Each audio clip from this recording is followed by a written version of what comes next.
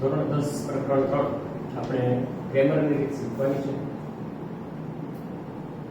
ચોકડી ગુણાકારની રીત તરીકે પણ ઓળખાય છે.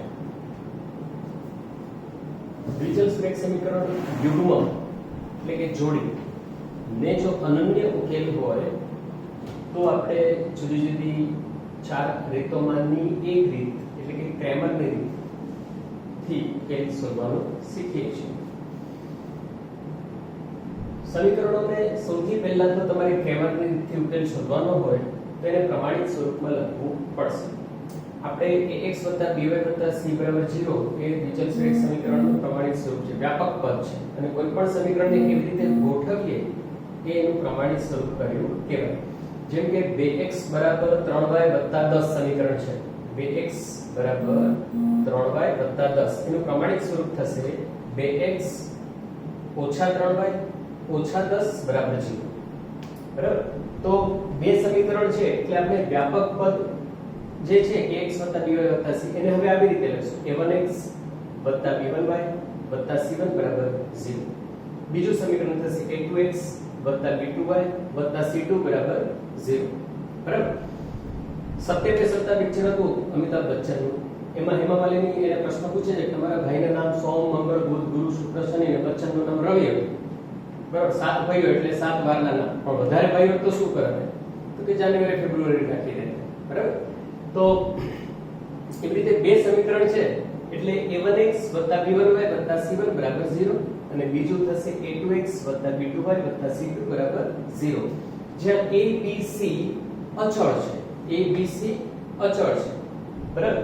એટલે કે કોઈને કોઈ સંખ્યા છે. જેમ કે આપણે આ બે દાખલા ગણવાના છે એમાં જોઈએ આપણે કે a1x + b1y + c1 = 0. એમાં a1 = 2 છે, a2 = 4 છે અને b1 = 4 છે અને c1 = -1 છે. a2x + b2y + c2 = 0 તો a2 = 5, b2 = -2 અને c2 = 10 છે. પ્રમાણિત સ્વરૂપમાં જ લખ્યા છે. આપણે આ જે વ્યાપક પદ છે એના ઉકેલ શોધી લઈએ. ઘણીવાર આનો ઉકેલ શોધવાનું પૂછાતું હોય છે. બરાબર? કે આ બંને સમીકરણના ઉકેલ શોધો. બરાબર? તો કોઈ પણ આપણે જે આ ટાઈપના દાખલા ગણશું એને આપણે આ જ સિસ્ટમથી ગણવાના રહેશે. સૌથી પહેલા x ચલ લ્યો, y ચલ લ્યો અને અચળ પદ 1 લ્યો. એની નીચે આ જે સહગુણકો છે જેમ આમાં 2, 5, 4, -2, -20 અને 10. બરાબર? એને આમાં સમજાવ્યા પ્રમાણે ગોઠવવાના છે.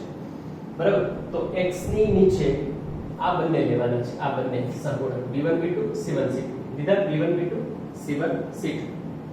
y ની નીચે પોતાના સિવાયના લેવાના છે એટલે કે c1 c2 અને પાછળ a1 a2. c1 c2 લખેલા જ છે એટલે આપણે એ જ રહેવા દીધા અને લખ્યા a1 a2.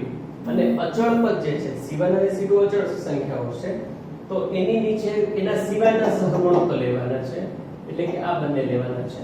બરાબર? તો a1 a2 લખેલા હશે જ ઓલરેડી y માટેના એટલે એક માટે ફરીથી a1 a2 નથી લખતા તો b1 b2 લખ્યા. બરાબર?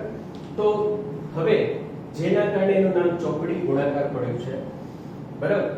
એવી ચોકડી પ્રમાણે આપણે ગુણાકાર કરવાના છે અને ત્રણ ગુણોત્તર શોધવાના છે. x ની નીચે ગુણોત્તર મળશે આપણને b1 અને c2 નો ગુણાકાર.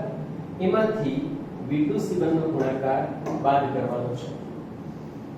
આ બેના ગુણાકારમાંથી બરાબર તમે ગુણાકાર મોઢે પણ કરી શકો અને ગુણાકાર માટે તમે કૌંસમાં એ રકમ લખી પણ શકો. પ્લસ હોય માઈનસ હોય તો ગુણાકાર ઓટોમેટિકલી માઈનસ થઈ જશે. પછી આ જે નિશાની છે ખાસ સૂત્રની જ નિશાની છે એટલે કરવાની ઓછા આ બંનેનો ગુણાકાર. અહીંથી આપણે શરૂ કર્યું. આ બંનેના ગુણાકારમાંથી આ બંનેનો ગુણાકાર બાદ કરવાનો. આ વસ્તુ છે પ્રેક્ટિસ છે. તમારે એ વસ્તુ જ્યારે દાખલાની શરૂઆત કરો ત્યારે 4-5 વાર બોલી લેવાનું. તમારા દિમાગને એમ ક્લિક થવું જોઈએ કે હા હવે મને આ પાક્કું આપી ગયું. મારે ગોટાળા નહીં થાય. આ બેના ગુણાકારમાંથી આ બેનો ગુણાકાર બાદ કરીશ તેમાં ગોટાળા નહીં થાય. આ બેના ગુણાકારમાંથી આ બેનો ગુણાકાર બાદ કરો. b1 c2 - b2 c1 આ બધા આંકડા જ હશે એટલે ગુણાકારથી એક આંકડો મળશે, આમાંથી એક આંકડો મળશે અને આ બેની બાદબાકીથી પણ કોઈ એક સંખ્યા મળી જશે એટલે કે x ના છેદમાં 10 કેવો કોઈ આંકડો મળી જશે. બરાબર. હવે y માં જોઈએ આપણે તો આ બંનેના ગુણાકારમાંથી આ બંનેનો ગુણાકાર બાદ કરવાનો. એટલે સળંગ લાઈન એરો જે કર્યો છે એને પહેલા ગુણાકાર કરવાનો છે અને ત્રુટક રેખા છે એને એમાંથી બાદ કરવાની છે. આ બેના ગુણાકારમાંથી આ બેનો ગુણાકાર બાદ c1a2 c2a1. પછી અચળ સંખ્યા 1 ની નીચે a1b2 a2b1 બરાબર. a1b2 a2b1. તો હવે ત્રણ ગુણોત્તર મળ્યા આપણને આ બરાબર આ બરાબર આ. જો આપણે આમ લખીએ x બરાબર y બરાબર 5 તો x બરાબર પણ 5 થશે અને y બરાબર પણ 5 થશે. તમે જે આ જે સ્ટેપ છે એનું જ્યારે સાદુરૂપ આપશો આ બેના ગુણાકારમાંથી આ બેનો ગુણાકાર બાદ કરવાનો તો એ સરવાળા બાદબાકી ગુણાકારની જબરદસ્ત પ્રેક્ટિસ થઈ જશે.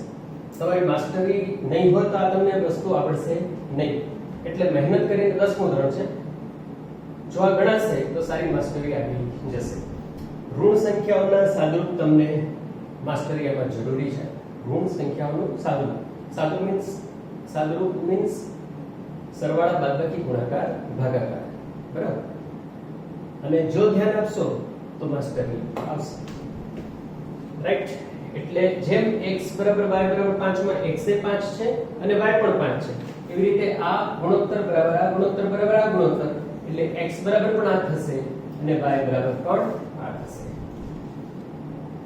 એટલે આ રકમ છેદમાં છે એ સામે ક્યાં જશે? અંશમાં. b1c2 b2c1 7b2 a2. એટલે આપણને આ ધારો કે 10 મળ્યા હોય આ છેદ આપણને સાદું આપીને 5 મળ્યા હોય 10/5 એટલે x બરાબર 2 મળી જાય. એ જ રીતે આ રકમ આ બાજુ અંશમાં જશે તો y બરાબર મળશે c1a2 c2a1 છેદમાં a1b2 a2b1.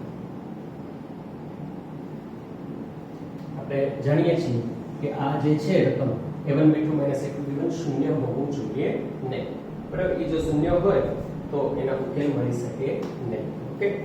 તો આપણે સમીકરણોનો ઉકેલ જોયો. હવે આપણે પ્રેક્ટિસ માટે બે દાખલાનો ઉકેલ જોશું. પછી તમારે જાતે પ્રેક્ટિસ કરી અને દાખલા કરવાના રહેશે.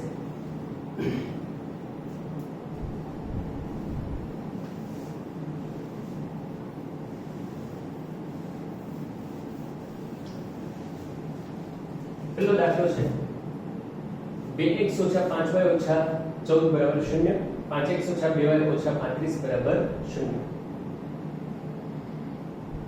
રાઈટ. તો એને આપણે હમણાં જેમ શીખ્યા x y અને અચળ સંખ્યા એમાં ગોઠવશું સહગુણક.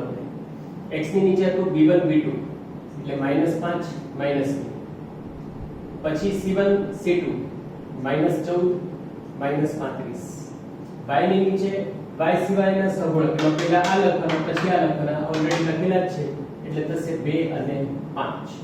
અને અચળ પદની નીચે આ અચળ પદ છે એકની નીચે અચળ પદ સિવાયના સહગુણક એટલે આ લખવાના છે. એમાં 2 અને 5 લખેલા છે એટલે અહીંયા આવશે -5 અને -2. હવે ચોકડી કરશું આપણે કેવી રીતે ગુણાકાર કરવાનો છે અને x ની નીચે y ની નીચે અને અચળ પદની નીચે આપણે સંખ્યાઓ મેળવશું. તો આ બેના ગુણાકારમાંથી આ બેનો ગુણાકાર બાદ કરવાનો છે. આ બેના ગુણાકારમાંથી આ બેનો ગુણાકાર બાદ કરવાનો છે અને આ બેના ગુણાકારમાંથી આ બેનો ગુણાકાર બાદ કરવાનો છે બરાબર. તો હવે ગુણાકાર આવડતો હોય તો મોઢે કરી શકાય, ના આવડે તો રફકામમાં તમે ગણીને લખી શકો. આ બંને ઋણ છે એટલે માઈનસ માઈનસ શું થઈ જશે? પ્લસ. અને 35 ગુણ્યા 5 35 ગુણ્યા 5 એટલે 30 × 150 અને 5 × 25 175 બરાબર 175 થશે. તો 175 ઓછા આ બેનો ગુણાકાર એમાંથી આ બેનો ગુણાકાર બાદ આ પણ બંને ઋણ છે એટલે ઓછે ઓછે શું થઈ જશે? વત્તા. અને 14 × 28 રાઈટ. હવે y ની નીચે આ બંનેનો ગુણાકાર તો -70 થશે ઓછા અને આ છે ધન. તીર એવી રીતે રાખો કે એવું ન લાગે કે આમાં ઋણ છે એટલે થોડું દૂર તીર રાખો. એમાંથી આપણે આ બેનો ગુણાકાર બાદ કરવાનો છે બરાબર. તો ઓછા ગુણ્યા વત્તા ઓછે વત્તે શું થશે? ઓછા. હવે જ્યારે આપણું સૂત્રનો માઈનસ છે એટલે જ્યારે ધન સંખ્યા આવે તો પાછળ એમને એમ લખો, પણ જો ઋણ સંખ્યા આવે બરાબર તો તમારે એને કૌંસમાં લખવું -70. સ્ટેપ લખવાનું ક્યારે આળસ કરવાનું નહીં, બરાબર. શાંતિથી ગણિતના દરેક સ્ટેપ લખવા, જેથી આપણી એમાં સારી એવી માસ્ટરી આપતી જાય, સ્પીડ ઓટોમેટિકલી નેચરલી વધારે. ઓકે, હવે ફરીથી આમાં જોઈએ આપણે આ બંનેનો ગુણાકાર એટલે -4 ઓછા આ બંનેનો ગુણાકાર કેવા થશે -25, રાઈટ, -25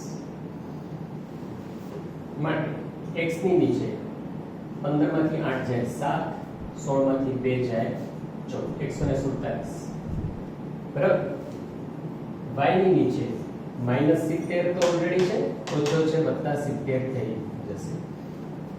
1 ની નીચે -4 ઓછો છે +25, -4 +25 માટે x નીચે 147, y ની નીચે 0 થશે, મૂળ 70 + 70 એટલે 0 થઈ જશે અને બરાબર 1 ની નીચે થશે 21. તો હવે તમે જો દરેક ગુણોત્તર સમાન થઈ ગયા, આ બરાબર આ બરાબર આ થઈ ગયું, તો આ ગુણોત્તર અને આ ગુણોત્તરને આપણે સમાન છે. એક સ્ટેપ વધારે લખવું હોય તો આમ લખી શકાય,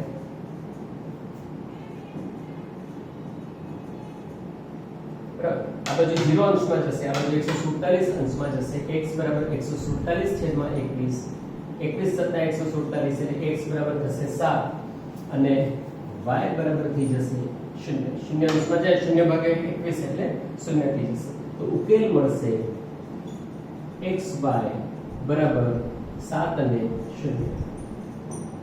તો ખ્યાલ આવ્યો દાખલામાં? તો આનું જે સાદુરૂપ છે, આનો આની જોડે ગુણાકાર, એમાંથી આ બેનો ગુણાકાર બાદ કરવાનો, એ સ્ટેપમાં તમે ધ્યાન રાખજો. પછી એક દાખલો આપણે જોઈએ, પછી તમારે એની પ્રેક્ટિસ કરવાની રહેશે. જો અહીંયા આપણે જોયું હતું કે v1c2 - c2v1 છે, એ જો 0 આવે તો x નો છેદ 0 થશે. એવી રીતે c1a2 - a2c1 આનું વેલ્યુ જે 0 હશે તો y ના છેદમાં 0 થશે. જો આ 0 હશે છેદ એટલે y ઉકેલ 0, આ 0 થશે તો x ઉકેલ 0 થશે. અને જો a1b2 - a2b1 0 થાય તો એનો ઉકેલ મળે નહીં, બરાબર. આપણે શીખ્યા છીએ કે અનન્ય ઉકેલ માટે a1b2 - a2b1 બરાબર નથી 0 હોવું જોઈએ અનન્ય ઉકેલ માટે.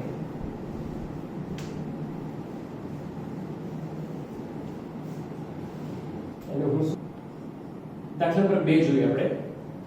x y અને અચળાંક સૌથી પહેલા ગોઠવવાના શાંતિથી. પહેલી શરત ક્રેમરની રીતથી ઉકેલ શોધવા માટે હંમેશા પ્રમાણિત સ્વરૂપમાં રકમને લખવાની. x ની નીચે એના સિવાયના સહગુણક લખવાના છે. b1 b2 c1 c2 નિશાની સાથે, નિશાનીમાં ભૂલ થવી જોઈએ નહીં, પ્લસ માઈનસ માં સેજ પણ ભૂલ થવી જોઈએ નહીં. તમે જેમ જેમ તમારી નાનકડી ઉંમર છે 13 14 15 વર્ષ બરાબર અત્યારથી કાળજી રાખતા શીખશો તો મોટા થઈને તમે એવા જવાબદારીપૂર્વકના ઝીણવટવાળા ભારે કામો સરળતાથી કરી શકશો. અત્યારથી ટેવ ન પાડી હોય પછી 20 22 વર્ષ પછી જિંદગીમાં ક્યારેય કોઈ વ્યક્તિ તૈયાર થઈ શકતી નથી. એટલે જ 20 વર્ષ સુધીના સમયગાળામાં તમને ભણાવવાની પૂરી કોશિશ કરવામાં આવે છે. જે લોકોને આર્થિક સ્થિતિ નબળી હોય છે, ઘણી બધી રીતે તકલીફો હોય છે, એ વાલીને સૌથી વધારે ઈચ્છા થાય કે મારા છોકરા ભણીને ભણી લે અને ભવિષ્યમાં દુઃખી ન થાય. ભણીને દુઃખી થાય નહીં પણ ભવિષ્યમાં દુઃખી ન થાય એટલે કદાચ એ લોકો પ્રેશર વધારે કરે, બરાબર, પણ તમારા સારા માટે છે, બરાબર. માઇન્ડ બહુ પાવરફુલ થઈ જાય જો ધ્યાનથી આપણે બધા સ્ટેપ લખી શકીએ તો x ની નીચે એના સિવાયના સહગુણક, y ની નીચે એના સિવાયના, એમાં આ તો બે ઓલરેડી લખેલા છે જ એટલે બાકી રહેશે 2 અને 5 લખાશે. અને અચળ પદની નીચે એના સિવાયના એટલે આ બંને લખવાના છે, એમાં 2 અને 5 લખાઈ ગયા છે એટલે 4 અને -2. ક્યાંય નિશાનીઓની ભૂલ થવી જોઈએ નહીં. હવે આ બેના ગુણાકારમાંથી આ બેનો ગુણાકાર બાદ કરવાનો છે. તીર અને માઈનસ ભેગા થઈ જવા જોઈએ નહીં. આ બેના ગુણાકારમાંથી આ બેનો ગુણાકાર બાદ કરવાનો છે. આ બેના ગુણાકારમાંથી આ બેનો ગુણાકાર બાદ કરવાનો છે. એટલે આપણને ત્રણ ગુણોત્તર મળશે x y અને અચળ પદ. x ની નીચે આપણે આ બેનો ગુણાકાર 4 × 10 40 ઓછા આ સૂત્રનો માઈનસ થશે. આ બેનો ગુણાકાર બાદ કરવાનો છે તો ઓછે ઓછે વત્તા એટલે શું થઈ જશે 40. 2 4 અને -2 -20 10. આ બેના ગુણાકારમાંથી 20 × 5 100 2x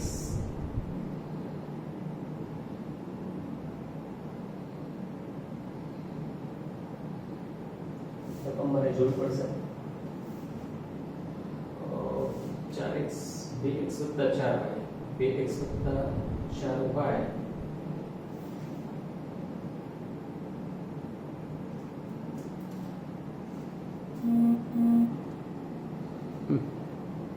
-100 ઓછા 20 અને આ બેનો ગુણાકાર -4 ઓછા 5 × 20 રાઈટ. હવે આમાં x ની નીચે થઈ જશે 0 બરાબર y ની નીચે થશે -120 ઓછા 100 ઓછા 20 એટલે ઓછા 120 અને 1 ની નીચે થશે ઓછા 24. બંને ઋણ છે એટલે સંખ્યાનો સરવાળો નિશાની તેની તે -24. હવે ત્રણ ગુણોત્તર થઈ ગયા. ફરીથી જુઓ x = y = -3 હોય તો x બરાબર પણ -3 થાય અને y બરાબર પણ -3 થાય. એ જ સિદ્ધાંત આમાં લાગુ પડશે. આ બરાબર પણ આ થશે x/0 બરાબર 1/-24 એટલે x બરાબર થઈ જશે 0. y/-120 બરાબર 1/-24 -120 સામે અંશમાં જશે -120/-24 માઈનસ માઈનસ ઉડી જશે અને 24 × 120 એટલે y બરાબર થશે 5. તો આમાં ઉકેલ મળશે x અને y બરાબર 0 અને 5. બરાબર. તો ખાસ ધ્યાન રાખજો. બે દાખલા આપણે જોયા છે. બીજી થોડી રકમ તમને મોકલશું. પૂરતી પ્રેક્ટિસ ધ્યાનથી કરજો અને મજબૂત બનજો, સ્ટ્રોંગ બનજો.